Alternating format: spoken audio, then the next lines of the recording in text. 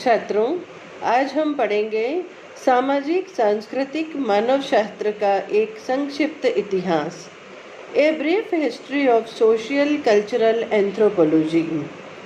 ऐसा माना जाता है कि मानव शास्त्र का आरंभ यूनान के निवासियों के प्रेक्षणों तथा अनुमानों से हुआ, किंतु परवर्ती शताब्दियां इस दृष्टि से कम रोचक नहीं हैं। प्राचीन यूनान और रोम के निवासियों के बारे में यह माना जा सकता है कि आचार शास्त्र, सौंदर्य शास्त्र, पराभौतिकी, तर्कशास्त्र, इतिहास और बौद्धिक ज्ञान की अन्य अनेक शाखाओं की तरह उन्होंने मानव शास्त्र की भी नींव रखी। संस्कृति की संकल्पना हमेशा से मानव शास्त्र की एक आधारभूत संकल्पना रही है। यह मानव शास्त्र और अन्य विषयों, विशेषकर समाजशास्त्र के बीच भेद को दर्शाने के लिए प्रयुक्त सबसे प्रमुख अवधारणा है। संस्कृति पद का प्रयोग सामान्य और विशिष्ट दोनों अर्थों में होता है। इस संदर्भ में फ्रेड डब्ल्यू वोगेट 1997 की यह टिप्पणी बहुत उपयुक्त प्रतीत होती है कि संस्कृति की संकल्पना ने अमेरिकी तथा जर्मन मानवशास्त्रियों के सैद्धांतिक अभिमुखों का निरंतर मार्गदर्शन किया है। ब्रिटिश और फ्रेंच सामाजिक मानवशास्त्रियों में रेडक्लिफ ब्राउन के बाद सामाजिक और सांस्कृतिक पक्षों की भिन्नता को स्पष्ट करने तथा संस्कृति को चिंतन, अनुभूति एवं व्यावहारिक क्रियाकलाप के सीखे गए तरीकों तक सीमित करने की प्रवृत्ति दर्शाई गई है, जो सामाजिक प्रक्रिया के घटक हैं। सामाजिक मानवशास्त्रियों के अध्ययन का एक महत्वपूर्ण पक्ष सामाजिक संरचना संबंधी विमर्श है, जिसे समाज के विभिन्न सदस्यों की परिस्थितियों, अधिकारों एवं दायित्वों के अनुसार क्रमबद्ध व्यवस्था के रूप में परिभाषित किया जा सकता है।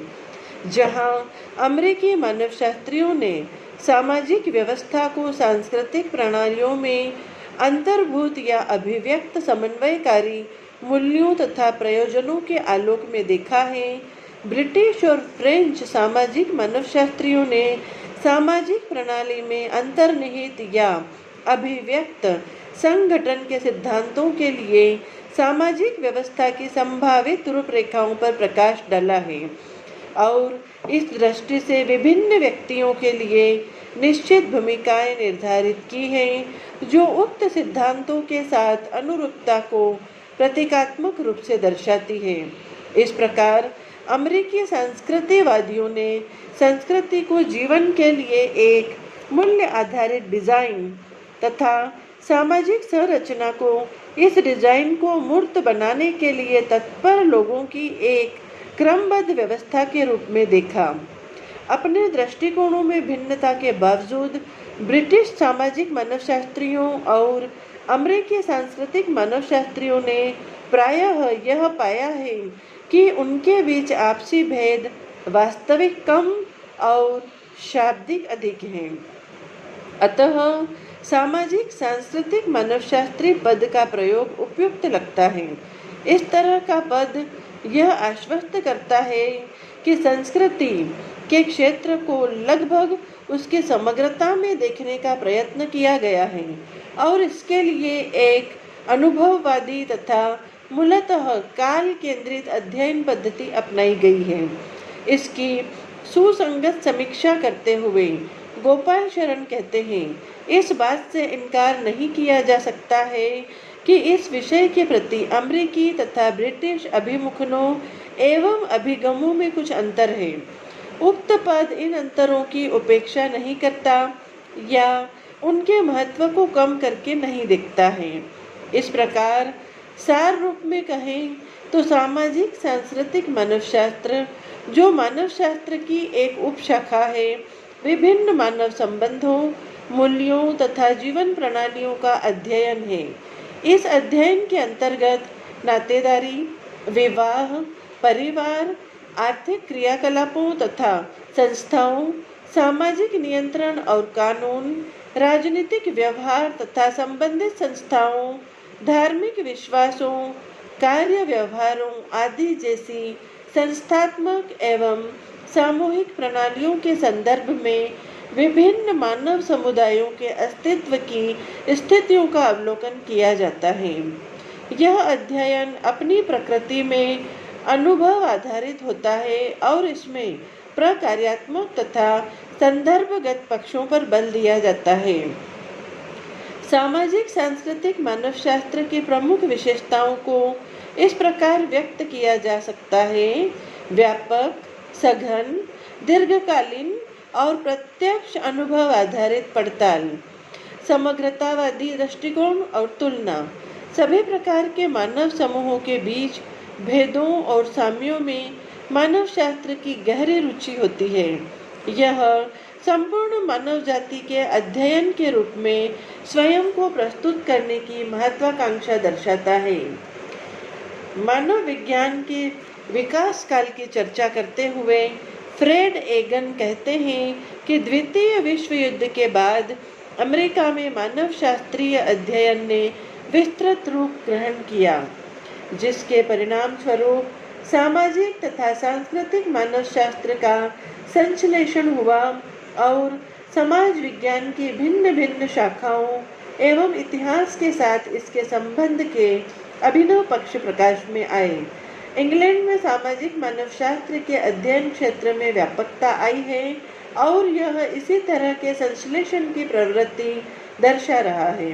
फ्रांस में भी सामाजिक मानवशास्त्र के क्षेत्र में इस दृष्टि से नई प्रगतियां दृष्टिगोचर हुई हैं।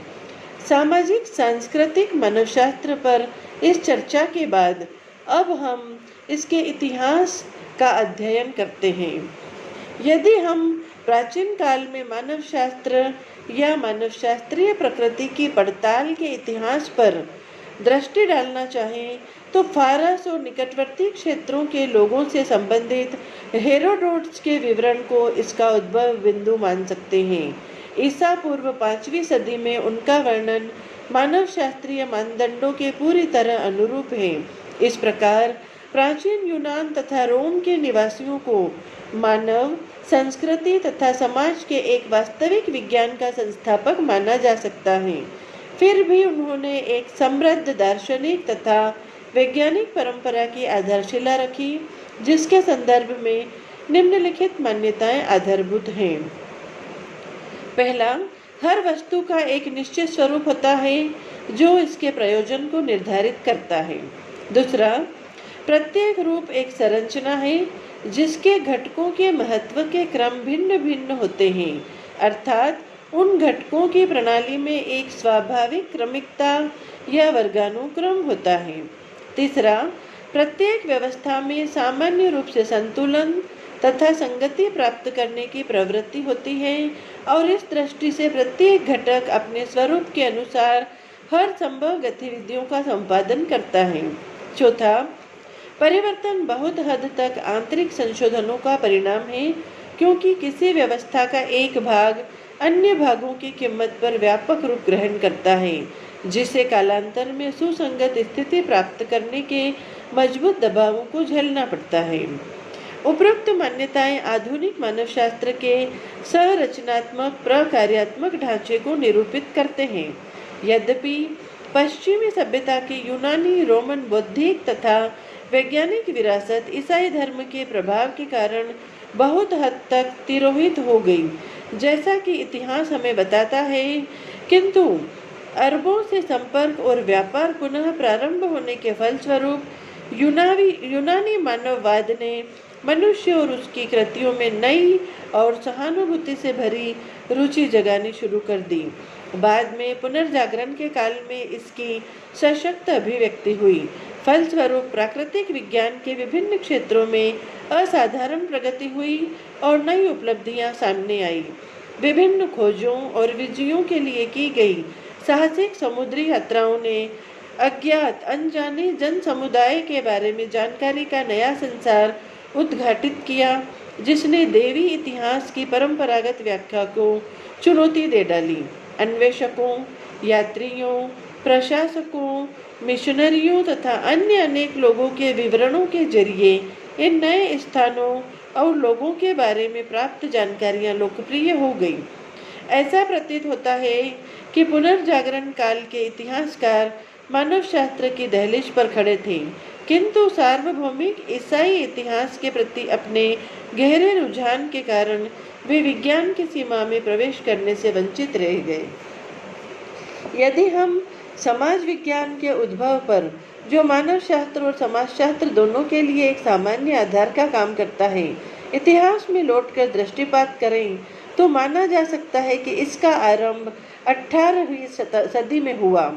18वीं सदी के दौरान यह धारणा प्रचलित थी कि तार्किकता या युक्तिपरकता की मानवीय विशेषता मानव प्रकृति के मूल में है और मनुष्य एक ऐसी सहस्राब्दी की दहलीज पर खड़ा है। मनुष्य के लिए वह एक अभिनव आत्मानुभूति का पूर्व काल था और इसे नवीन सामाजिक व्यवस्थाओं के माध्यम से परिष्कृत परिमार्जित रूप दिया जा सकता था। पुनः यदि मनुष्य को अपनी उन्नति के लिए सर्व प्रमुख उपकरण के रूप में अपने मस्तिष्क का प्रयोग करना हो तो यह माना जा सकता है कि उसमें सर्वत्र एक जैसी संभावना होती है। ज्यों ज्यों 18वीं सदी समापन की ओर अग्रसर हुई, सामाजिक परिवेश, विचारों, रीति रिवाजों और संस्थाओं के परिप्रेक्ष्य में मनुष्यों के चरणबद्ध विकास पर अनुसंधानों की आधारशिला सुदृढ़ होती गई। यह स्पष्ट है कि 18वीं सदी में प्रगतिवादियों ने एक नए अनुशासन के अनुरूप विषय वस्तु सिद्धांत, तथ्यों और विशिष्ट पद्धति, तुलनात्मक पद्धति जैसी आधारभूत आवश्यकताओं को ठोस रूप प्रदान किया। प्राणी विज्ञान, जीवाश्म विज्ञान, लोक साहित्य, पुरातत्व शास्त्र आदि क्षेत्रों का आपसी भेद ही बहुत हद तक उन विद्वानों को एक साथ एक मंच पर लाने के लिए जिम्मेदार था, जिन्हें मानव जाति की विविधता और एक अन्य मानवीय नियति में अधिक सामान्य किस्म की रुचि थी। आंशिक रूप से इसका संकेत पहले पेरिस में 1839 और बाद में लंदन में 1841 तथा न्यूयॉर्क में 1842 में एथनोलॉजिकल सोसाइटी की स्थापना के रूप में मिलता है। एथनोलॉजिकल साइंस या नृजातीय अध्ययन विज्ञान का उद्देश्य मानव के भौतिक संलक्षणों, भाषाओं तथा रीति रिवाजों की तुलना द्वारा ऐतिहासिक संबंधों की पड़ताल करना और साथ ही बौद्धिक एवं नैतिक चरित्रों में समानता और विभेदों का परीक्षण करना था। उक्त धारा की पूरी शक्ति एक भौतिक मनोवैज्ञानिक प्राणी के रूप में मनुष्य के अध्ययन पर केंद्रित थी।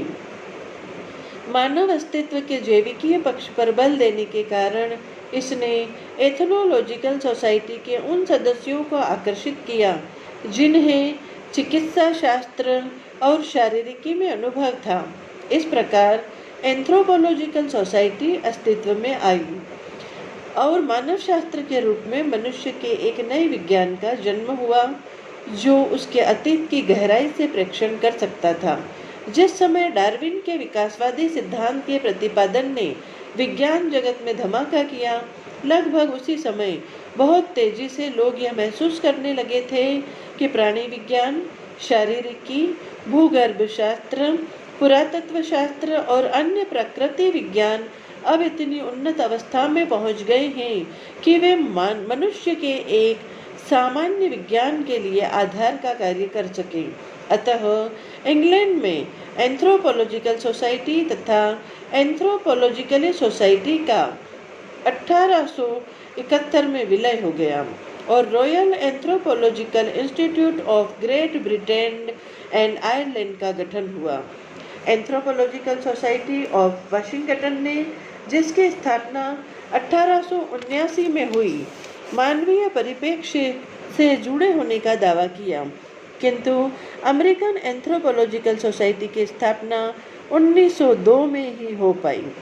1860 से 1900 तक की अवधि मानव शास्त्र के व्यवसायीकरण के प्रथम महत्वपूर्ण चरण को इंगित करती है। पेनीमैन इसे रचनात्मक काल की संज्ञा देते हैं जिसमें मानव शास्त्र की सभी शाखाओं पर केंद्रित अध्ययन के महान अग्रदूतों ने डार्विन के सिद्धांत का पालन करते हुए मनुष्य के एक विज्ञान की आधारशिला रखी।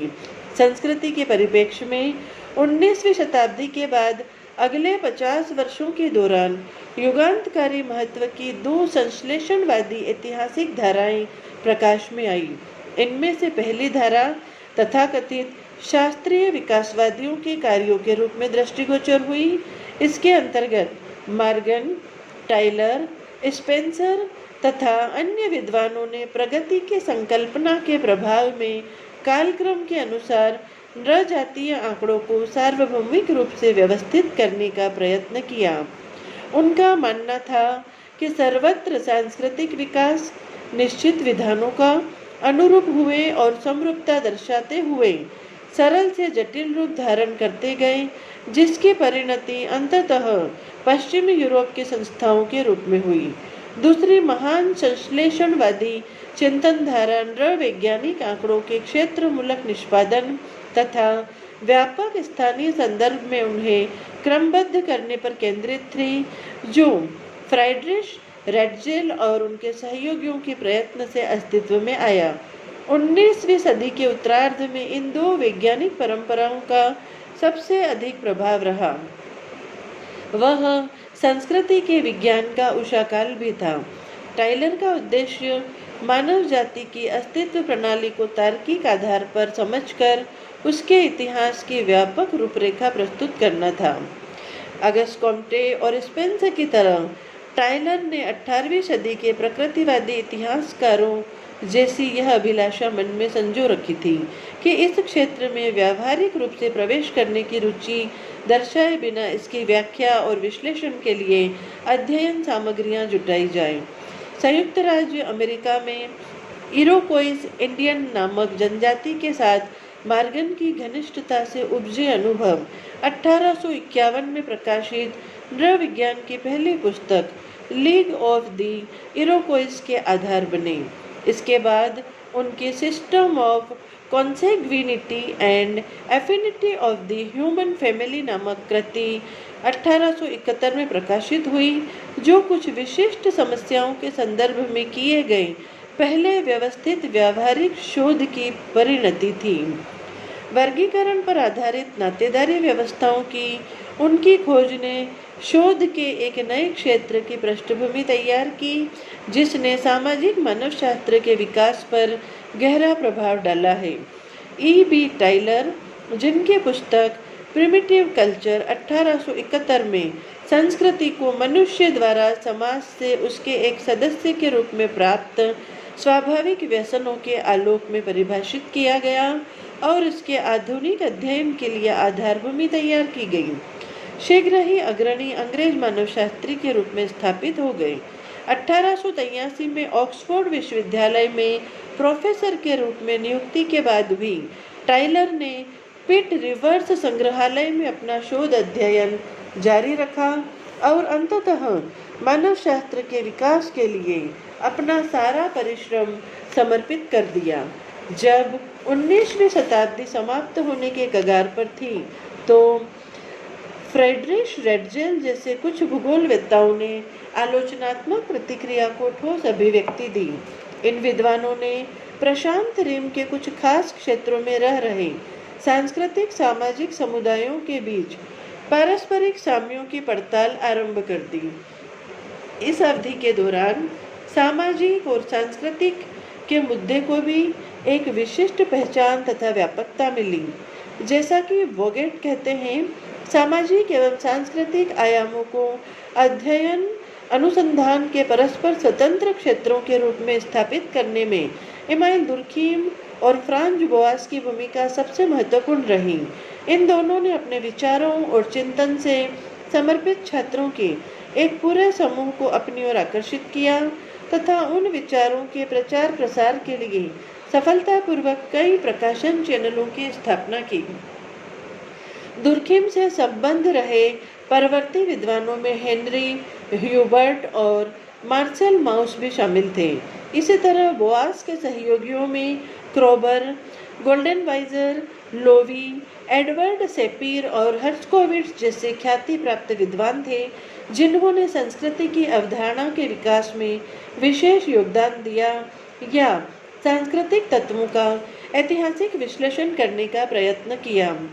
यह एक रोचक तथ्य है कि सामाजिक तत्वों की पड़ताल ने अंततः संरचना तथा प्रकार्य जैसे पक्षों पर बल डालते हुए सैद्धांतिक रूप ग्रहण कर लिया, जबकि सांस्कृतिक तत्वों की पड़ताल मुख्य रूप से विभिन्न तत्वों के अंतर सांस्कृतिक संचार पर केंद्रित रही। जैविकीय और मनोवैज्ञानिक दोनों प्रकार की मानवीय आवश्यकताओं से प्रत्यक्ष रूप से संबंध संस्कृति की विवेचना के लिए एक अन्य अभिगम अस्तित्व में आया। इस अभिगम का व्यावहारिक प्रयोग मेलिनोवस्की ने किया। उन्होंने अपनी सैद्धांतिक प्रणाली के लिए प्रेरणा बहुत हद तक वेस्टर्न मार्क्स से ग्रहण की। मेलिनोवस्की ने स्वयं को एक प्रकार्यवादी के रूप में प्रस्तुत किया, जिसके लिए संस्कृति मनुष्य की जैविक मानसिक आवश्यकताओं का एक माध्यम थी। इस प्रक्रिया में उन्होंने अपने समकालीन रेडक्लिफ ब्राउन के विपरीत, जिन्होंने एमाइल दुर्खिम के प्रभाव में समाज के एक सिद्धांत का प्रतिपादन किया, संस्कृति के एक सिद्धांत का सूत्रपात किया, किंतु दोनों ने क्षेत्र कार्य फील्ड वर्क की परंपरा को आगे बढ़ाया, जिसे उनसे पहले बोआस ने अपनाया तथा प्रोत्साहित किया था। उनके योगदान मुख्यतः 1930 से 1960 की अवधि के दौरान प्रकाश में आए, परंतु इसके पूर्ववर्ती 3 दशकों 1900 से 1930 की अवधि में भी कुछ महत्वपूर्ण सैद्धांतिक प्रवृत्तियां देखने में आई। इस दौरान विसरण पर बल दिया जाना आरंभ हुआ और प्रकार्यवाद का विकास हुआ, किंतु उनके मध्य तत्काल किसी प्रकार का संश्लेषण नहीं हो पाया।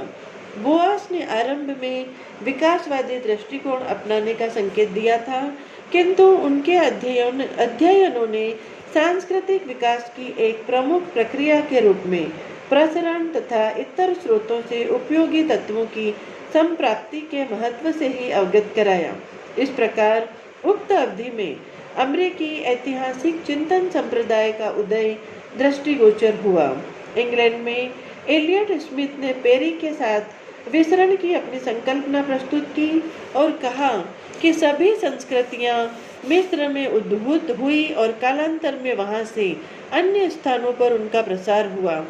जर्मनी में ग्रिबनर ने, जो इतिहासकार के रूप में प्रशिक्षित हुए थे, ऐतिहासिक पुनर्गठन के नियम प्रतिपादित किए। वीना में पीटर श्मिडट तथा उनके अनुयायियों ने इस संकल्पना को कुल्तुस क्राइस सिद्धांत का रूप दिया, जो विसरणवाद की सबसे महत्वपूर्ण चिंतन धारा सिद्ध हुई। अमेरिका में विसरणवाद ने क्लार्क विस्लर के मार्गदर्शन में संस्कृति क्षेत्र का रूप ग्रहण किया। 1930 से 1960 तक की अवधि की चर्चा मानवशास्त्र के आधुनिक काल के रूप में की जा सकती है। समाजशास्त्र के फ्रांसीसी चिंतन संप्रदाय के मार्गदर्शन में ब्रिटेन में सामाजिक मानवशास्त्र ने संरचनात्मक भंगिमा अपना ली। रेडक्लिफ ब्राउन ने रूपात्मक संरचना की आधारभूत समस्या पर उसी तरह विचार किया जिस तरह अमेरिका में सांस्कृतिक मानवशास्त्रियों ने मानव व्यवहार के लिए सामान्यतः अपरिहार्य घटक के रूप में एक आदर्श प्रणालियों पर दृष्टिपात किया। एक वैज्ञानिक तुलनात्मक समाजशास्त्र की छवि के प्रति पूरी तरह रेडक्लिफ ब्राउन एवं मेलिनोवस्की के मार्गदर्शन में प्रशिक्षित कई छात्रों को भी प्रभावित करने में सफल रहे। इनमें Raymond Firth, Evans Pritchard, Meyer Fortes, Lucy Mair, Nadel और फ्रेड एगन के नाम सबसे महत्वपूर्ण हैं। क्षेत्र कार्य के अपने निजी अनुभवों के माध्यम से अनेक ब्रिटिश तथा अमेरिकी सामाजिक मानवशास्त्री मेलिनोवस्की के जैव सांस्कृतिक अभिमुखन को संदेह की दृष्टि से देखने लगे थे और उनके संदेह के केंद्र में परिवार से बड़ी सामाजिक इकाइयां थीं।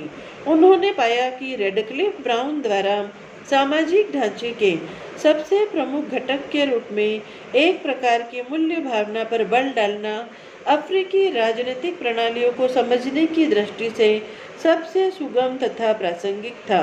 यद्यपि मेलिनोवस्की के दृष्टिकोण में उनका विश्वास नहीं था। सांस्कृतिक संस्थाओं के जैव मनोवैज्ञानिक आधार संबंधी जिस धारणा का प्रतिपादन मेलिनोवस्की ने किया था, उसके प्रति मानवशास्त्र के तत्कालीन अध्येताओं का आकर्षण समाप्त नहीं हुआ और छात्रों में यह आज भी विद्यमान है।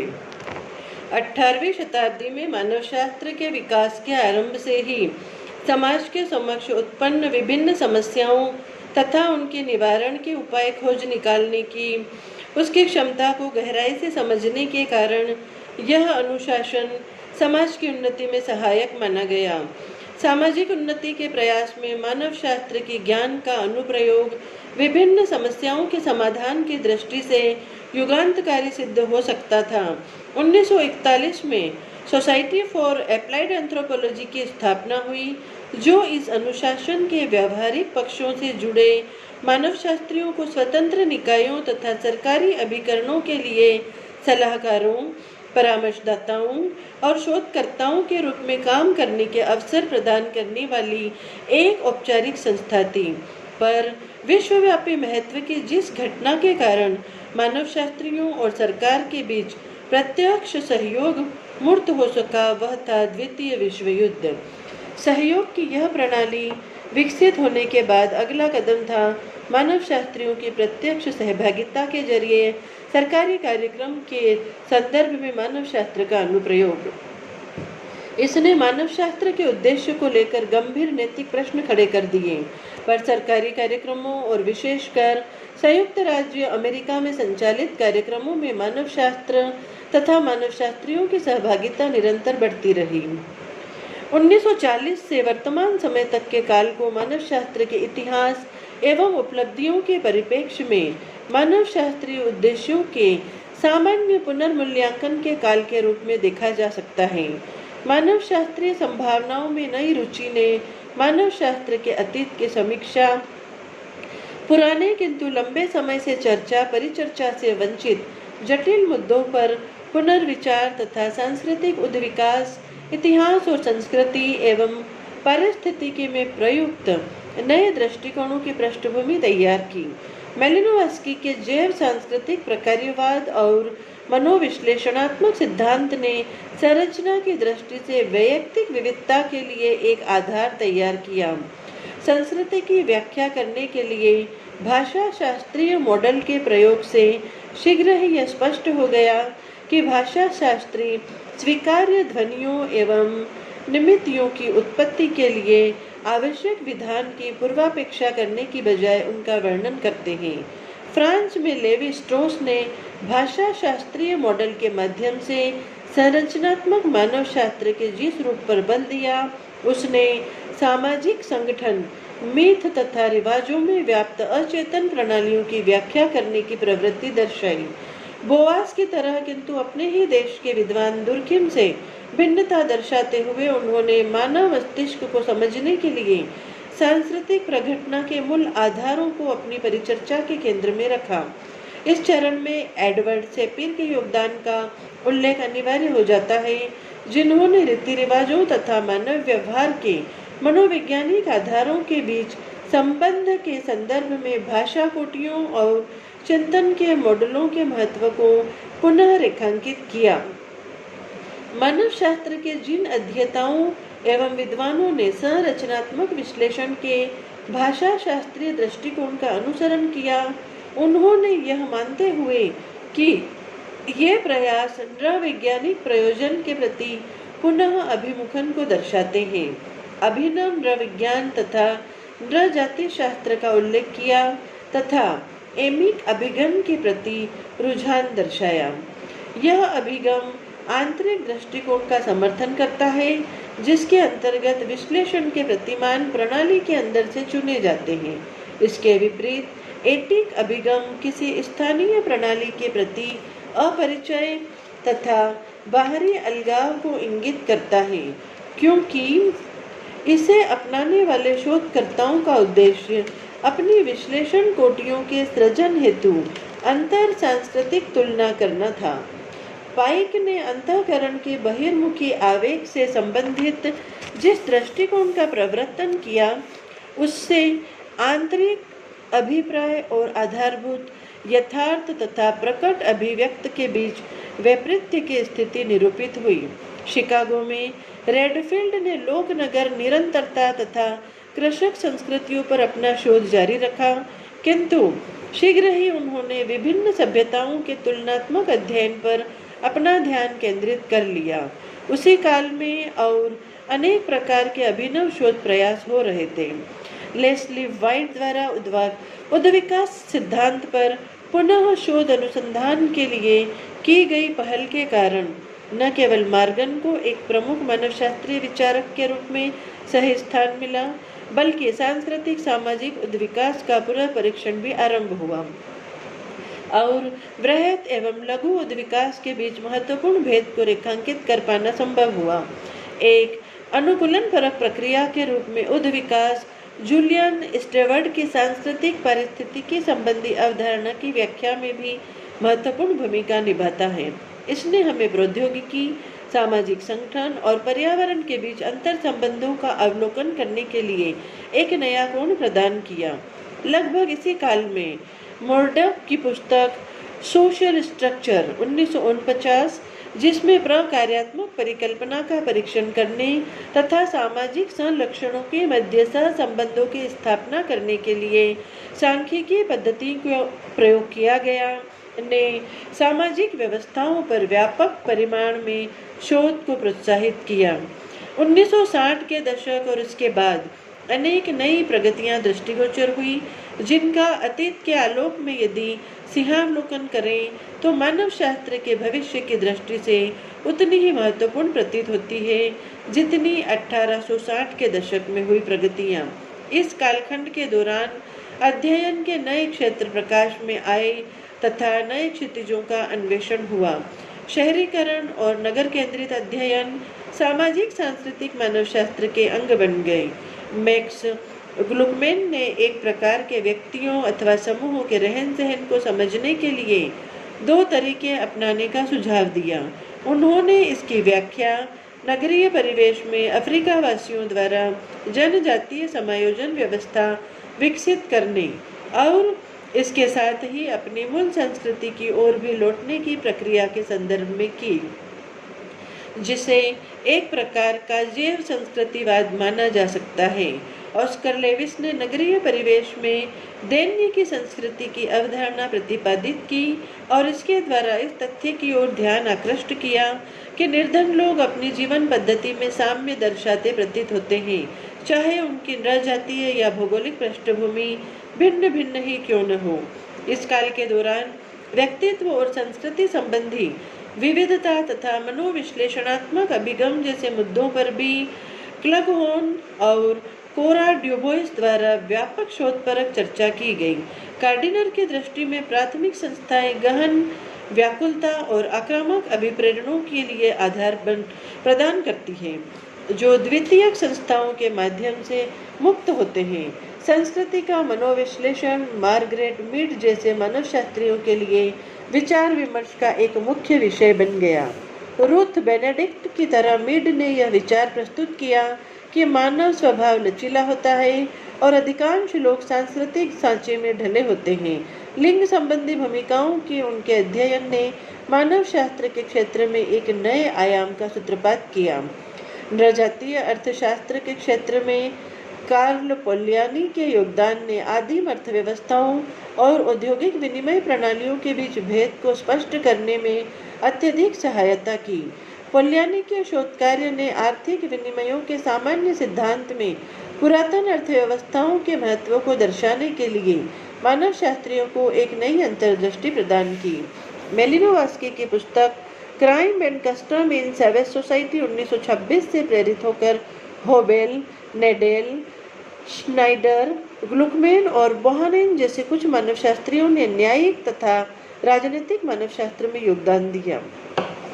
अपनी प्रमुख कृति the law of primitive man, a study in cooperative legal dynamics 1954 में होबेल ने यह दर्शाया कि कानून किस सीमा तक आधारभूत मूल्य प्रतिबद्धता को प्रभावित कर सकते हैं। अध्ययन के कुछ अपेक्षाकृत नए क्षेत्र जो पहले ही प्रकाश में आ चुके हैं, अब नए क्षितिजों की खोज कर रहे हैं। उदाहरण के लिए मनोवैज्ञानिक मानवशास्त्र अब मनोविश्लेषकों तथा सामाजिक मनोविश्लेषकों और मनोवैज्ञानिकों की लीक पर चलते हुए व्यक्तित्व से संबंधित केंद्रीयकृत सैद्धांतिक ढांचा विकसित करने के लिए प्रयत्नशील है। इसी तरह सामाजिक मानवशास्त्री भी अब नवोदित राष्ट्रों में शक्ति एवं सामाजिक नियंत्रण की समस्या के प्रति अधिक सजग हो गए हैं, जिसके फलस्वरूप राजनीतिक मानवशास्त्र का क्षेत्र अधिक व्यापक होने की प्रवृत्ति दर्शाने लगा है। हर्ट्ज़कोविट्ज़ द्वारा प्रवर्तित और कार्ल पोल्यानी एवं उनके सहयोगियों के प्रयास से अधिक विस्तृत रूप प्राप्त कर चुके आर्थिक मानवशास्त्र ने व्यावसायिक अर्थशास्त्रियों का ध्यान आकृष्ट किया है। साथ ही पुरातन अर्थशास्त्र पर अब यह अधिक परिमार्जित रूप में अपना ध्यान केंद्रित कर रहा है। मानवशास्त्र के एक शताब्दी से अधिक लंबे इतिहास पर सिंहावलोकन करते हुए फ्रेड एगान 1972 में कहते हैं, हम आंकड़ों और सिद्धांत के बीच संबंधों में कई महत्वपूर्ण परिवर्तन देख सकते हैं। मानवशास्त्रीय सिद्धांत आरंभ में मानवशास्त्रीय तथ्यों की आपेक्षिक अनुपस्थिति में विकसित हुए और नए आंकड़ों के कारण शास्त्रीय चरणों की समाप्ति हो गई।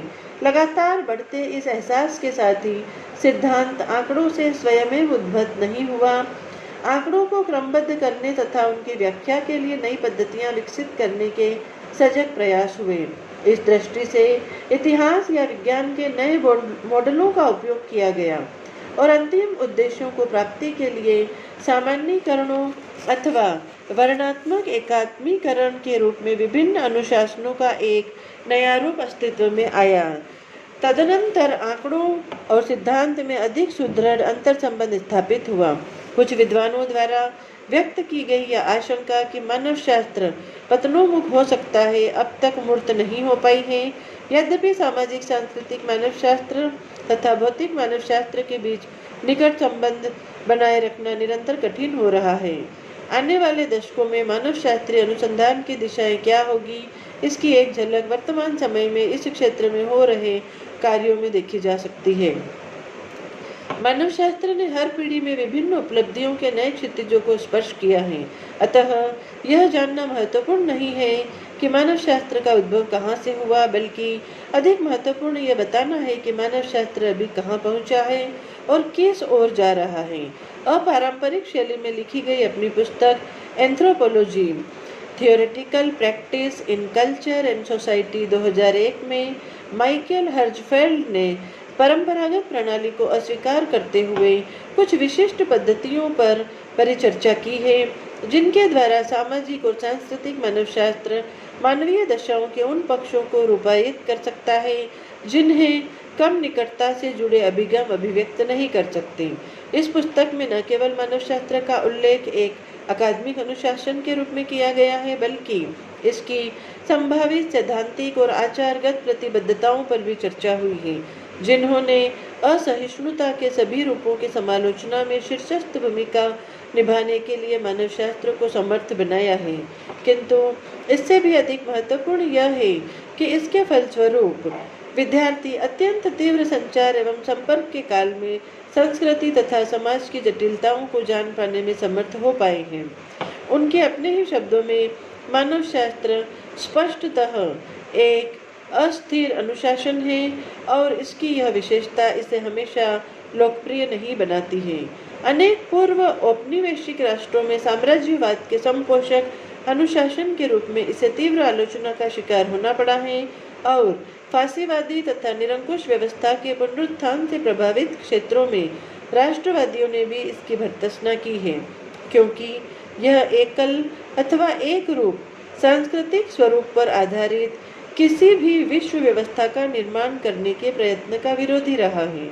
वस्तुतः बुनियादी स्तर पर इसके तुलनात्मकतावादी सरोकारों ने स्वाभाविक रूप से इसे संपूर्णतावादियों की दृष्टि में संदेह का पात्र बना दिया है, किंतु कार्य व्यवहार में प्रयोग करने वाले लोगों की असीम जिज्ञासा अंततः इस तरह की शंकाओं को जनसाधारण के गंभीर अज्ञान का परिचायक बना देती है। यह संभवतः सामाजिक सांस्कृतिक मानवशास्त्र की नवीनतम धारा है। जैसा कि कीथ हार्ट कहते हैं, मानवशास्त्र का उद्देश्य हर व्यक्ति के लिए अधिक उत्तम और अधिक प्रजातांत्रिक संसार का निर्माण करना है।